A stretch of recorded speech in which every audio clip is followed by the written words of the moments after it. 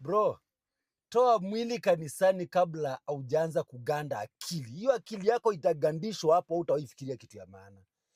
Watu uko busy wanatafuta pesa, wanafanya mabiashara, na wewe uko busy tu unasikiza stories za Kaini na Abeli. Watu wakia dini. Kaini na Abeli, eti mmoja alitoa sadaka mzuri, Abeli ikamwendea Mungu direct, ya Kaini ikakataliwa. So wewe jiunganishe na hii madhabahu, huu ujumbe ni wako, toa sadaka kubwa. Ujinga. Sadaka ilikuwa mifugo, mifugo ilikuwa lazima ichinjwe, smoke ye. Sasa wewe pesa ushaona ikichomwa, ukichoma pesa utalala wapi leo? Tumia akili. Sadaka haikuwa pesa, sadaka hata haikuwa mimea eh?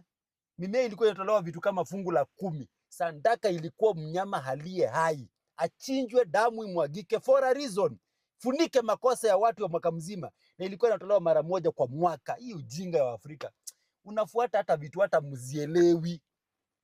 Some of us, we went to Bible theological schools and we did very well. We came up with the knowledge ya kujua kwamba religion is a stupid monster. It's just a prison, another biggest prison on earth. Wewe toka kwa dini, wewe toka kwa hiyo ujinga wewe. Ni nini hizo vitu unashire eti 2 hours busy listening for something that cannot help you in any way katika haya maisha. Hey, kweli. Hey.